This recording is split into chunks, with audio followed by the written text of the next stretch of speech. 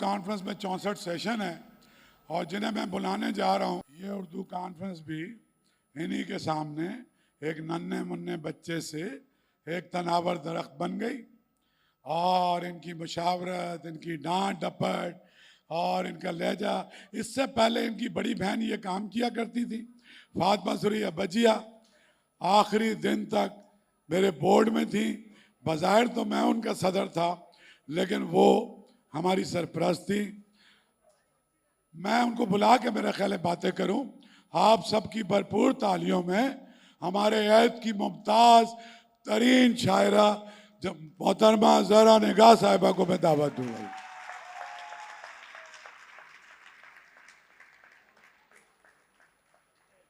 आपने इस सेशन का उन्वान सुना होगा, वो कहें और सुना करे कोई। तो इसमें कहें जो है वो ज़ारा आपा हैं, सुननी जो हूँ वो मैं हूँ, यानी सुना करे कोई।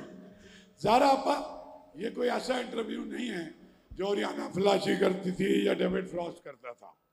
ये इंटरव्यू भी नहीं है, ये खिराज तहसीन है उनको कि जिन्होंने पाकिस्तान बनने से लेके आज तक। मैं पहले तो खिराज तहसीन आपकी वालदा को भी पेश करना चाहता हूँ। मैं छोटा था लेकिन मैंने उनके हाथ की रोटियां खाई हैं, उनकी चाय में तमाचे नहीं खाए। और आपकी नानी भी फारसी की साहिब दीवान शायरा थी। तो मैं आपसे तो ये पूछूंगा नहीं कि ये शौक कहाँ से पैदा हुआ, उस पर तो खुद आपको पता है कि आपके पसंदीदा शायर ने कहा है कि ये दिल तभी से गोए है मैदान इश्क का, फिरता था जब गली में तू गेंदें उछालता। आप अभी बहुत सी खवातीन यहाँ थी, ऐसी थी, अदी नूरुज़ा बैठी है और कुछ उठ के गई हैं जो शख्सी आज़ादी पर, जेंडर इक्वालिटी पर और ख़वातीन के हुकूक पर बहुत ज़्यादा काम कर रही हैं। लेकिन ये वाक़या अभी तो शुरू नहीं हुआ। ये जो एक मुनहनी सी लड़की 50s में जब आई, उस वक्त तो पर्दे के बगैर भी समाज में घर से बाहर निकलना ममनू था, और उसमें फिर मुशायरा पढ़ना और घर की इजाज़त। सो एक नन्ही बहुत दुबली पतली सी बहुत बड़ी सी शॉल लेके मुशायरा पढ़ने गई जोश साहब और जिगर साहब के साथ, और फिर उसके बाद उनके भी होश जाते रहे और मुशायरा वहाँ से अपने पल्लू में बांध के लूट के आ गई। उस वक्त आप अगर वुमेन एक्टिविज्म की बात करें तो ये इतना बड़ा एक्टिविज्म था कि आके हजारों मर्दों के दरमियान, उनकी भूखी नजरों के दरमियान, क्योंकि लड़कियों को वो उनसे शेर नहीं सुनते थे, उन्हें देखने के लिए जाते थे, और तबसरे भी उसके अंदर एक लड़की ने तनहा निकली और वो किया। फिर ज़ारा आपा बहुत खुश नसीब रहीं और वो लोग भी बहुत खुश नसीब रहे जो इनके साथ जिनका वक्त गुजरा। और वो लोग कौन थे? जिनसे मिलकर जिंदगी से इश्क हो जाए वो लोग आपने शायद न देखे हो, मगर ऐसे भी है। फैज़ अहमद फैज़ इनके घर में रहते थे भैया। फैज़ अहमद फैज़ का नाम सुना है तुम लोगों ने बच्चों? इनके घर में रहते थे। फराज लंदन जाते थे तो इनके घर में रहते थे, साकी फारूकी। और एक पूरा ऐद था कि जिसको, तो मैं आपसे, मुझे फिर एक और जॉन भाई आपका शेर याद आ गया कि यादें हैं कि बलवा है, चलते हैं चाकू मुझ में। तो मैं कोई सवाल ववाल नहीं करना चाहता, मैं आपको आपकी मेमोरी लैन में लेके जाना चाहता हूँ। और इस कॉन्फ्रेंस में ज़ारा आपा जब हम और आप और हमने शुरू की तो उस वक्त इस 438 के हॉल को भरने के लिए 2 घंटे इंतज़ार करते थे और आप कहती थी भाई क्या है मजाक, बस शुरू कराओ, 10 आदमी भी बैठे हो, वक्त पे शुरू कराओ। आज ये है कि पहला साल है कि आर्ट्स काउंसिल अपनी बाउंड्री से निकल के YMCA में गया और 10,000 से ज़्यादा नौजवान उसका हिस्सा थे।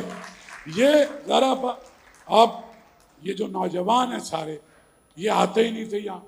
अभी मैं अमेरिका गया, नौजवान किसी उर्दू अदब के किसी फंक्शन में नहीं थे, और उन सब के वालिदैन को ये मसला था, तो यूनिवर्सिटियों को कनेक्ट किया। और आज अगर आप पूछेगी ना तो आपको कराची यूनिवर्सिटी तो नजर आएगी, SMC नजर आएगी, लेकिन आपको जाम शोरो, नवाब शाह, मीरपुर खास और रोड़ी की यूनिवर्सिटियां भी नजर आएंगी।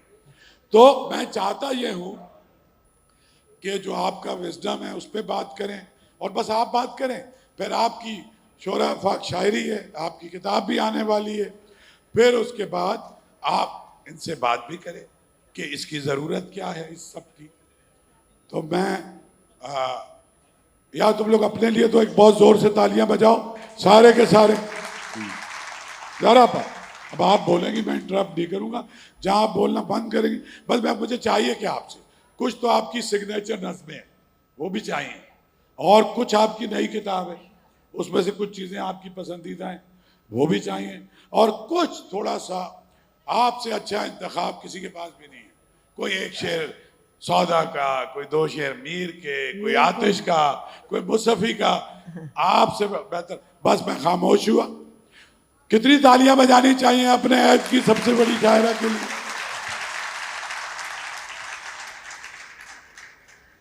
बहुत बहुत शुक्रिया अहमद शाह।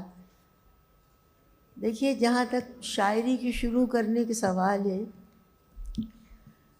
मौलाना अबुल कलाम आज़ाद ने अपने एक मज़मून में लिखा है, उनसे किसी ने कहा था कि आप अपने बारे में बतलाइए।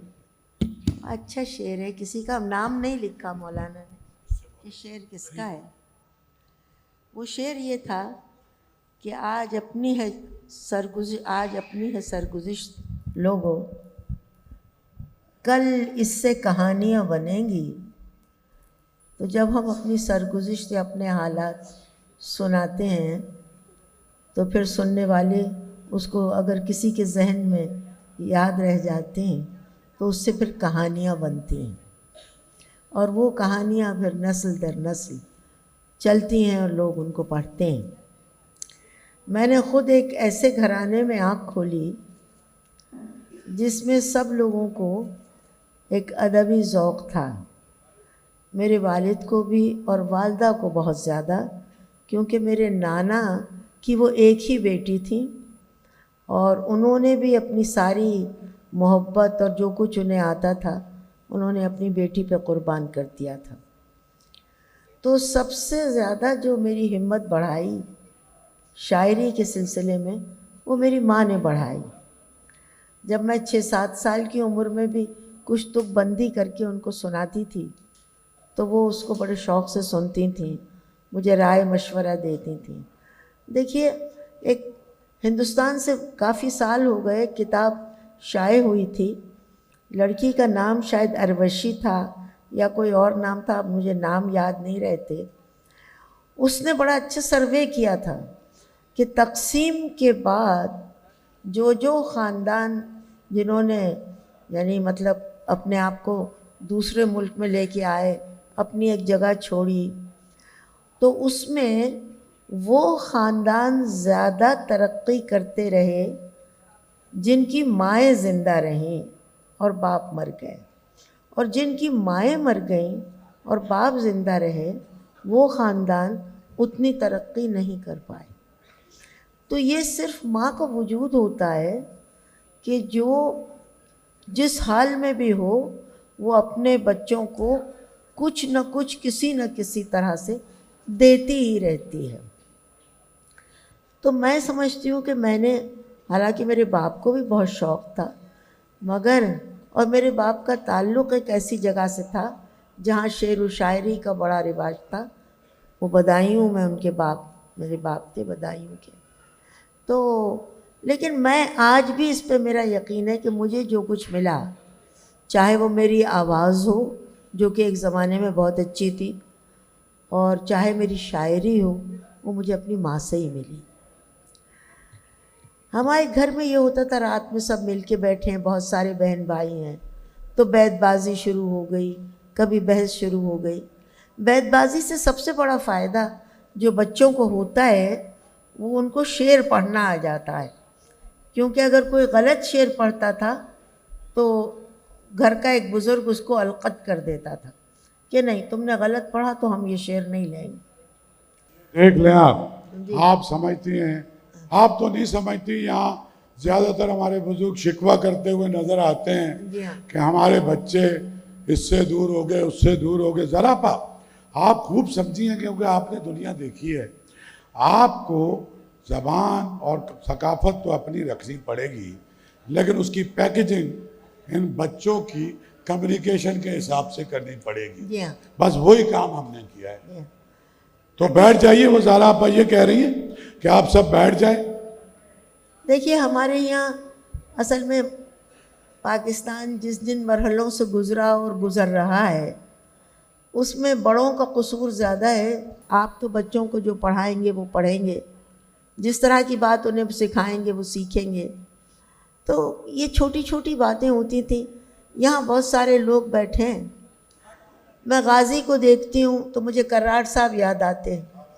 मैंने तहज़ीब, तमीज़, गुफ्तगू का अंदाज़, जिस तरह से वो बात करते थे, ऐसा लगता था जैसे एक हल्की सी नदी करीब में बहती चली जाती है। मीठा पानी, सुबक रफ्तारी। मैंने इस तरह की बात करते किसी को देखा ही नहीं। ना अपनी इल्मियत का इजहार, न किसी को मरूब करने की सलाहियत, ना वो ख़ुद किसी से मरूब होना। ये तमाम बातें उन लोगों में थीं।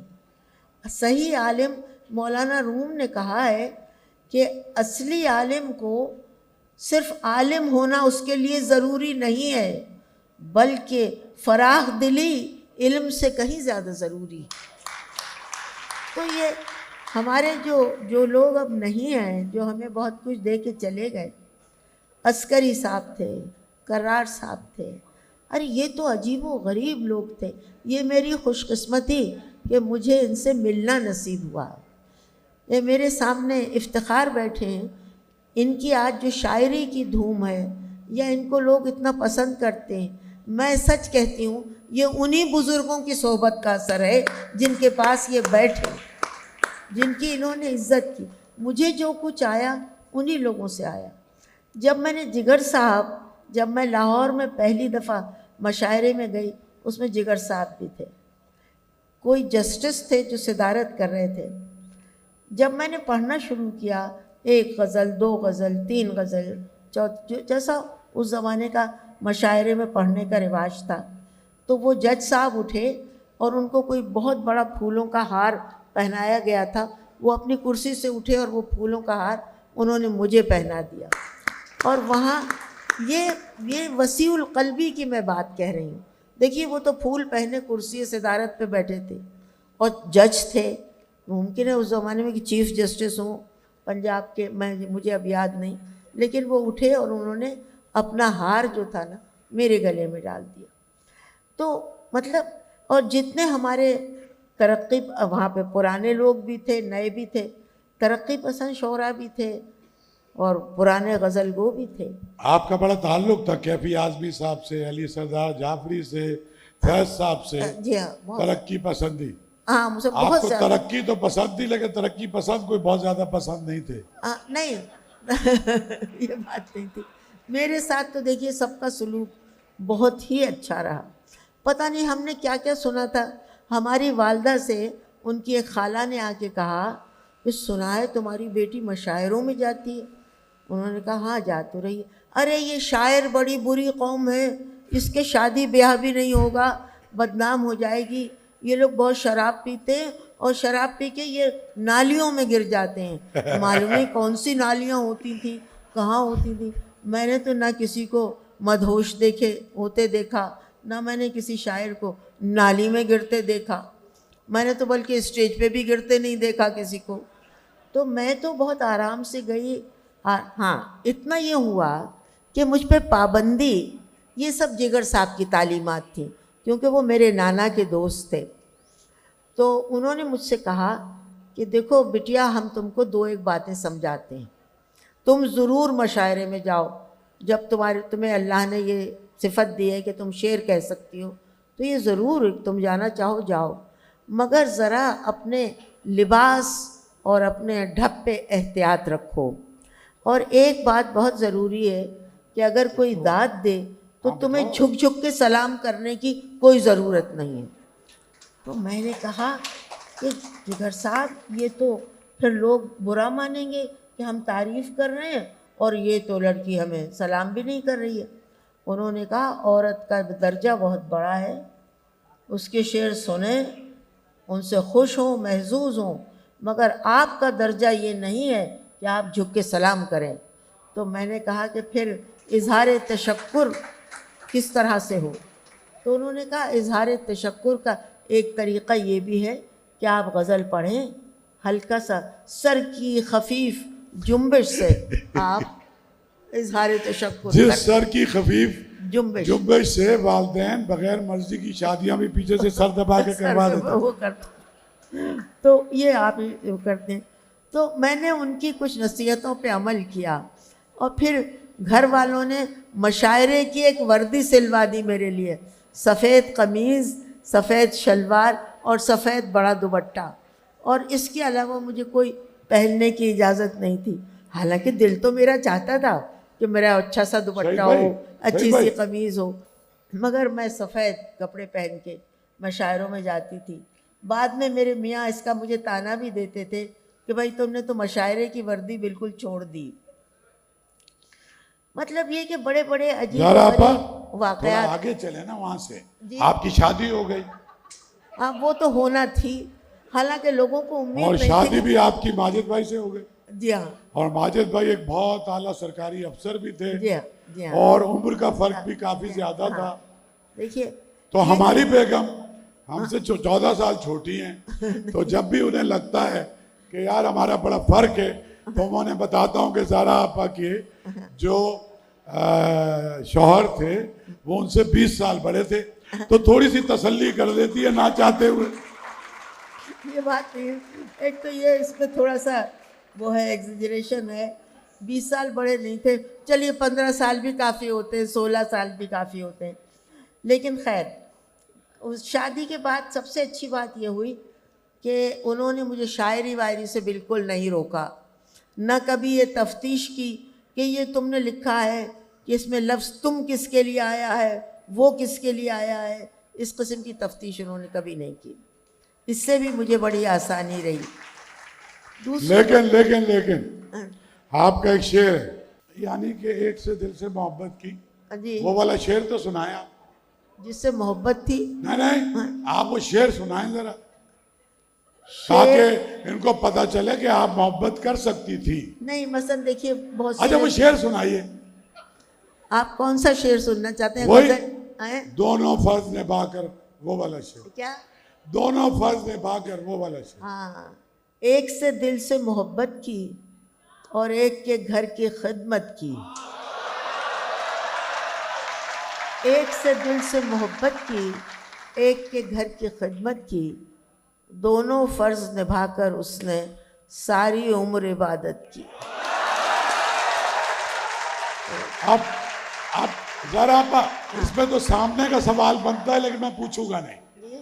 इसमें एक सामने का सवाल है कि एक से मोहब्बत की, एक से शादी की, तो लेकिन ये सवाल मैं नहीं करूंगा। बिल्कुल, बोलो, ये सवाल नहीं है, ये सवाल नहीं, ये सवाल ये नहीं है। मैं चाहता हूँ आगे आए। ये जो फैज साहब और ये सब इन लोगों के साथ वहाँ लंदन और बाकी दुनिया के मामलात थे। असल में शेर जब लिखा जाता है तो उस वक्त शायर कोई और ही होता है, ये बात मान ली गई, और वही असल होता है और होता है।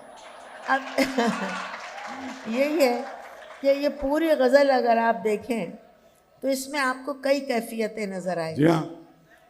इसमें एक शेर ये भी है कि दस्ते तलब कुछ और बढ़ाते, हफ तकलीम भी मिल जाते, हमने तो कुछ टूटे फूटे लफ्ज़ों ही पे कनात। सुभान अल्लाह, सुभान अल्लाह, वाह वाह।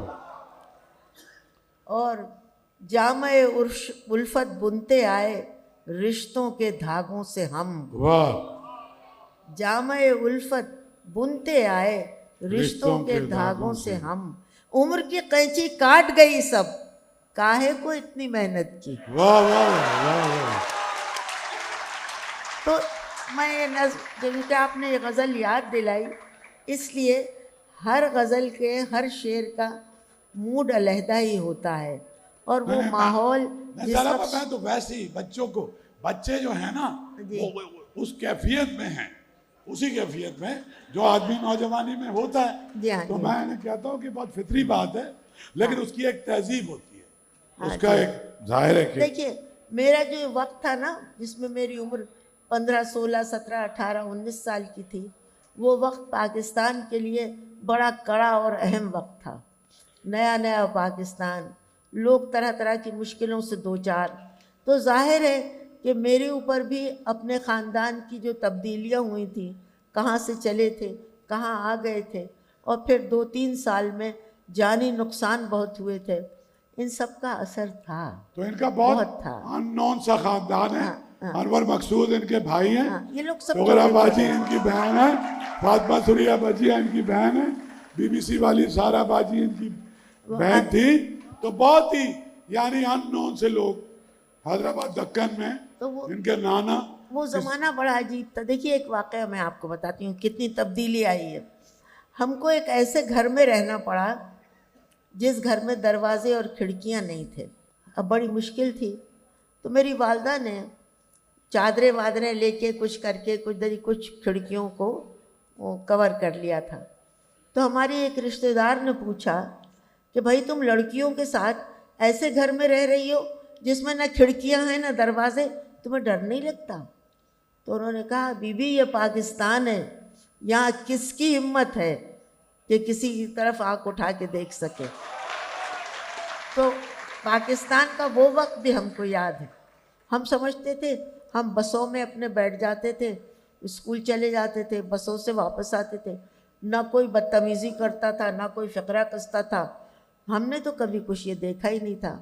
देखिए, एक कत्ल हो गया था उस ज़माने में, बेगम जूनागढ़ ने अपनी किसी कनीज़ को मारा और दफन कर दिया। आप यकीन मानिए, पूरा पाकिस्तान हिल गया था।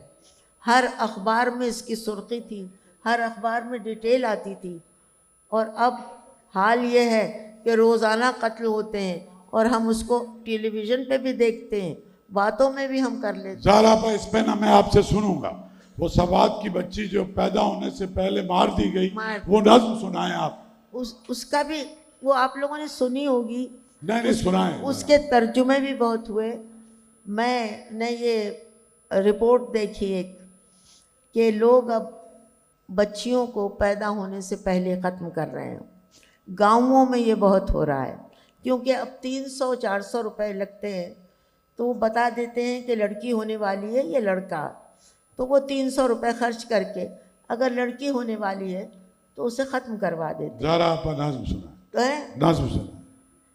वो ये है कि मैं बच गई माँ, मैं बच गई माँ, तेरे कच्चे खून की मेहंदी मेरी पोर पोर में रच गई माँ, मैं बच गई माँ, मैं बच गई माँ।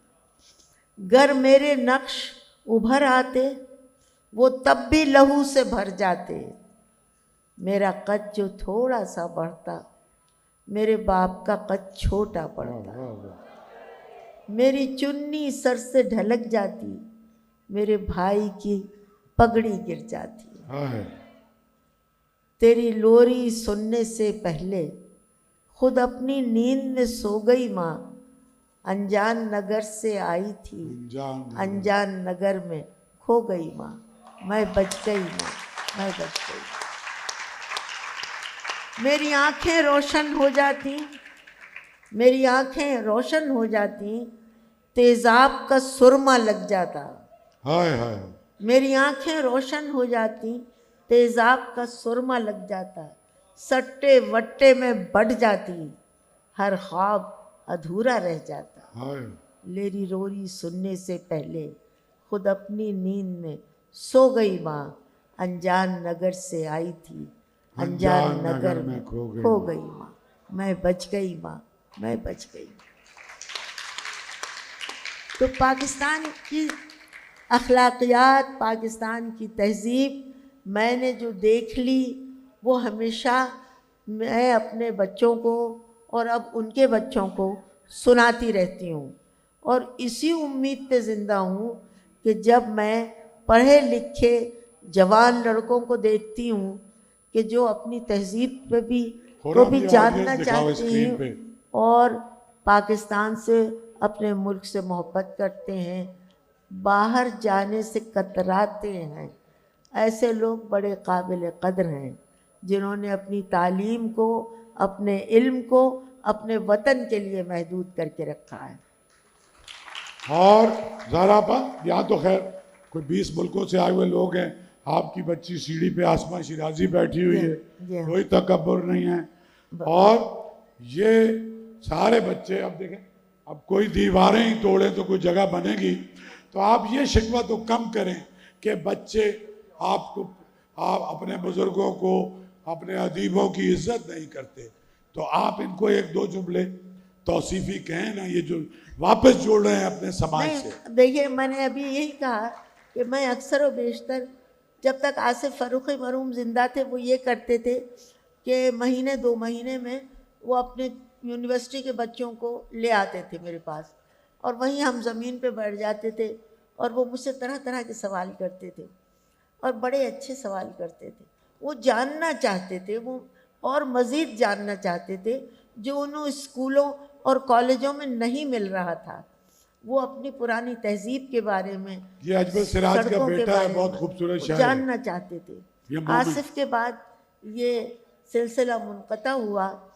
फिर भी अब इनाम ने मुझसे कहा है और भी कई लोगों ने कहा है कि अगर आपके पास फुर्सत हो तो हम बच्चों को लाना चाहते हैं, क्योंकि वो आपके पास बैठ के बात करना चाहते हैं। देखिए, मशायराना ज़िंदगी का एक दौर था, वो गुज़र गया। बहुत दिनों तक मैंने शेर भी नहीं कहा, लेकिन उसके बाद फिर वापस शेर लिखना शुरू किया। लेकिन मेरे मियाँ का जिस नौकरी के हलक़े से ताल्लुक़ था, वो हलक़ा भी बड़ा अजीब व गरीब था।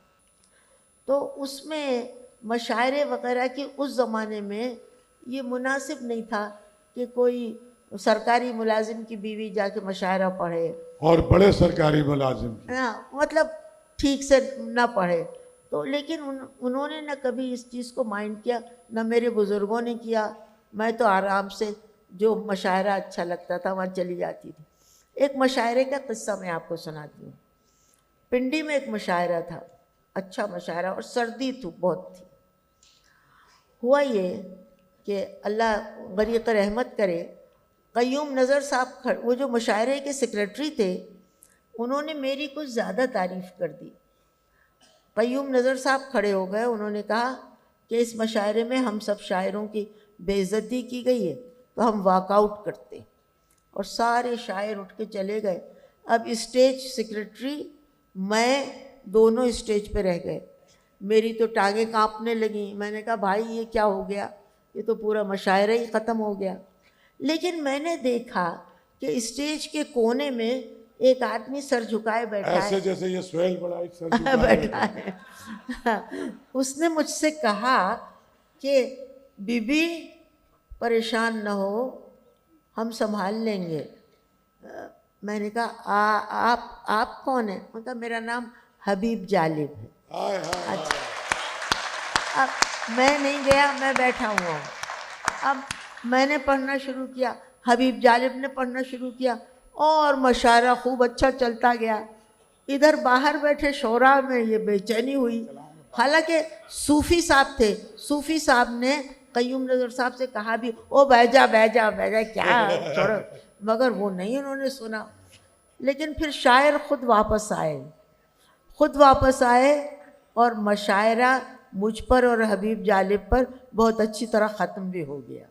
तो एक किस्सा है ये ज़िंदगी का, बाकी कभी कोई ऐसी बात नहीं हुई। अब आप बोलिए। हाँ, नहीं बताएं, पूछिए। मैं तो ये कह रहा था कि आप बहुत बड़े विजन की खातून हैं, और आप अपने भाई को, जो दुनिया का सबसे बड़ी ब्रांड है, उन पे भी क्रिटिसाइज़ कर लेती हैं कि भाई ये नहीं किया करो, ये नहीं किया करो। मैं आपसे ये कह रहा हूँ कि ये जो हमने ये कॉन्फ्रेंस शुरू की थी, इफ्तिखार भाई बैठे हुए हैं, आप थी, और इस शहर में लिसानी बुनियादों पे रोज़ 20, 30, 40 लोग जाते थे। और आपको याद है, वो सब आपके चाहने वाले शमसुरहमान फारूकी, गोपीचंद नारंग, शमी मनफी आए हुए थे। हिंदुस्तान से 12 मखदूम साहब का बेटा भी आया हुआ था, खलीग अंजुम भी थे, और हिंदुस्तान में बम धमाके हो गए थे। और उन हालात में जो ये कॉन्फ्रेंस शुरू हुई, बदतरीन दौर था इस शहर का, और आज जहाँ ये पहुँचे हैं कि यहाँ पर सबसे बड़ा शहर है उर्दू बोलने वालों का, लेकिन इस हॉल में भी अगर आप हाथ खड़े कराएंगे ना, तो पाकिस्तान की तमाम ज़बानें बोलने वाले उर्दू कॉन्फ्रेंस में मौजूद हैं। ये 17 साल के सफ़र को आप कैसे देखती हैं? देखिए, असल में बाज़े लफ्ज़ गलत इस्तेमाल होने लगते हैं, लेकिन गलतुल आम भी हो जाते हैं, और हम समझते नहीं हैं बाज़ औक़ात कि उनका क्या मतलब होता है। इस सिलसिले में मुझे इफ्तिखार ने ये बात समझाई, और इसमें मैं बहुत खुश होती हूँ कि मुझे ये नहीं कि कौन मुझसे छोटा है, कौन मुझसे ज़्यादा छोटा है। कोई बात अपने छोटे अगर अच्छी तरह समझाएं तो उनका शुक्रगुजार भी होना चाहिए और उसे समझ भी लेना चाहिए। मैं हमेशा कहती थी हमारे साथ, हमारे मुल्क में इलाक़ाई ज़बानों पे बहुत जुल्म हुआ। नहीं, लफ्ज़ इलाक़ाई भी गलत है, हमें नहीं कहना चाहिए। हमें ये कहना चाहिए कि पाकिस्तान की दूसरी ज़बानों पे जुल्म हुआ है। इलाक़ा की क्या बात है, इलाक़े में तो फिर हम उसकी तफरीक़ कर रहे हैं, इसमें कोई शक नहीं कि हमने वो अहमियत। देखिए, ये तो बात तय है कि जब एक नया मुल्क बनता है उसका एक नाम होता है, उसकी एक ज़बान होती है और उसका एक कौमी तराना होता है। अब मुझे ये हैरत है कि जब मैंने पढ़े लिखे लोगों को कौमी तराने पर भी एतराज़ करते सुना। देखिए, कौमी तराने में दो एतराज़। हाँ, एक तो पंजाबी ने लिखा है, हाँ, और दूसरा फारसी में। हाँ, फारसी में। देखिए, फारसी से उर्दू अपना दामन बचा ही नहीं सकती, फिर तो आपको सारे क्लासिक्स को जलाना पड़ेगा।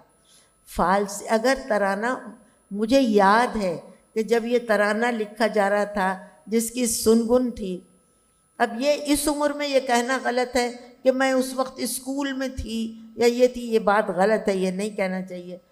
इतने तराने लोगों ने लिखे और वो सब तराने लोगों ने पढ़े, एक से एक ख़राब था। एक तो छागला साहब ने एक धुन ऐसी बनाई थी जिसके ऊपर आपको बोल बिठाना था। बोल बिठाना आसान नहीं होता, और वो ट्यून इस तरह की मार्चिंग ट्यून थी, तो उसमें मुझसे किसी ने कहा बहुत मुश्किल है। मैंने कहा भाई, मैं तो बचपन से सुनती हूँ, जब मैं आदाब करती थी लोग कहते थे शाद रहो आबाद रहो, खुश रहो आबाद रहो, पाक सरजमीन शादबाद। क्या हो गया है? किश्वर का एक लफ्ज़ बहुत गलत है। अरे मैंने कहा हर तीसरी लड़की का नाम किश्वर होता है, किश्वर क्या गलत है?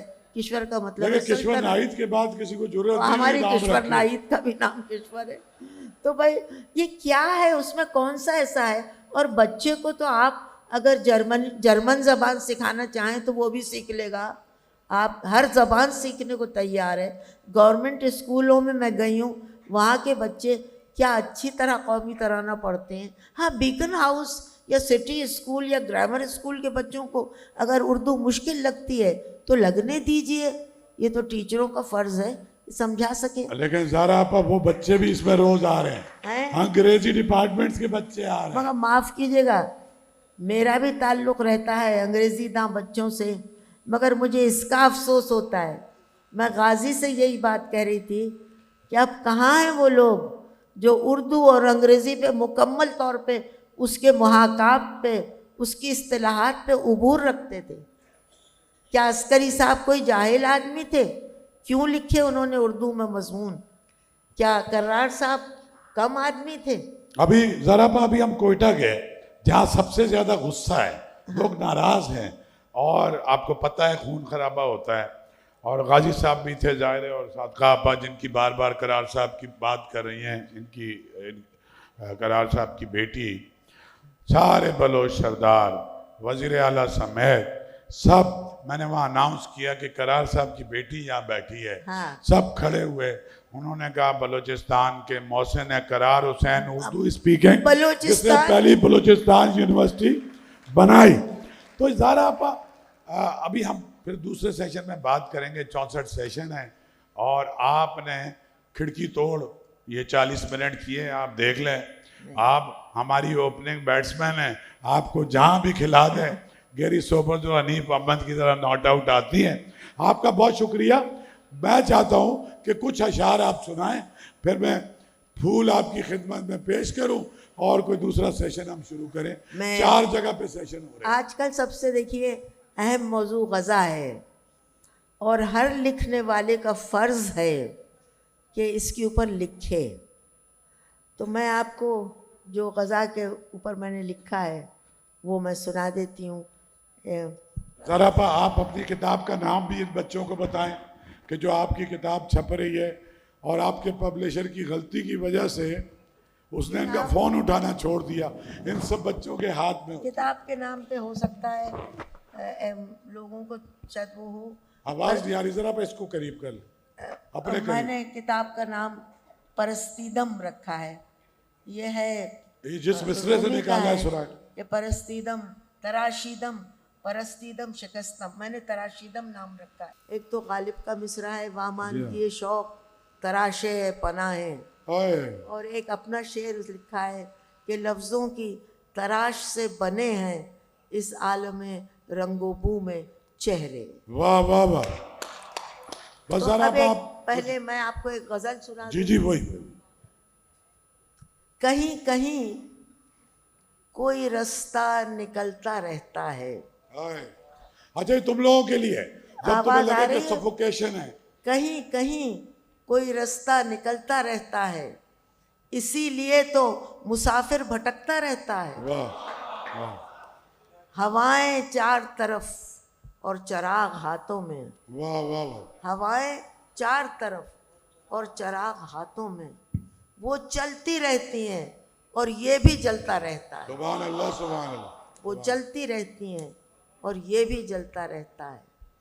सवारे तख्ते रवां को खबर नहीं होती। वाह।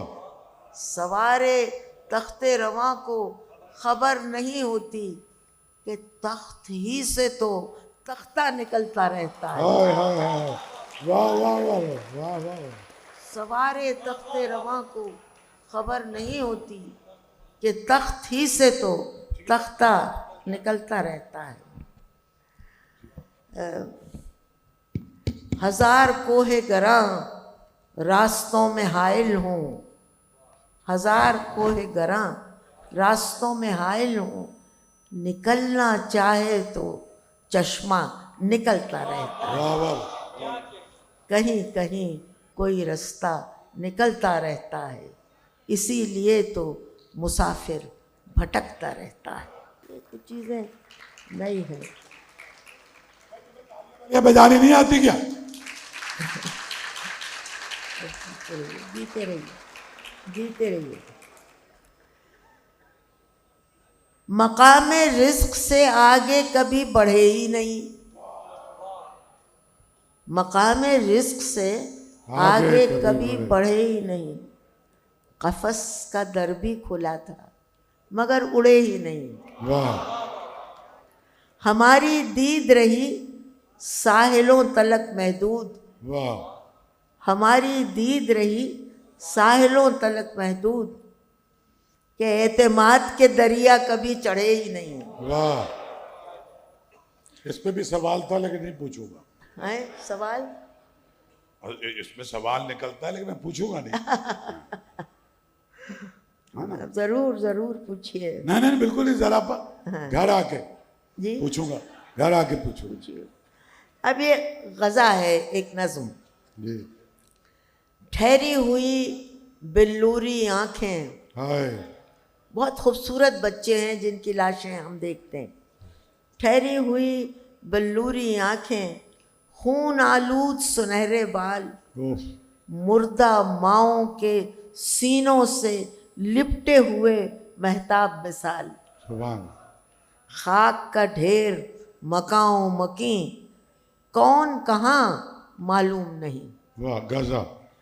काठ की गुड़िया भी जिंदा, रूई का भालू पाइंदा। वाह वाह वाह वाह वाह वाह। खेल हाल ने आकर छीन लिया, क्या माजी क्या आइंदा। खेलने वाले सब मुर्दा, खेलने वाले सब मुर्दा। ये ज़ारा आपा की गज़ा पर फ़लस्तीन गजा के पर। उस गज़ा पे इन्होंने लिखी है। और ज़ारा आपा आप कुछ बस ये आखिरी सुना दें फिर हम ख़त्म। अच्छा जी बस कोहे गरां भी सोए हुए, बहता हुआ दरिया खामोश, वाह। दरे इंसाफ भी सकते में, फरियादी की सदा खामोश। हाँ हाँ, क़िबला अव्वल अक़सा भी दूर से देख रहा खामोश। आग उगलते सांप हर जा और मूसा का असा खामोश।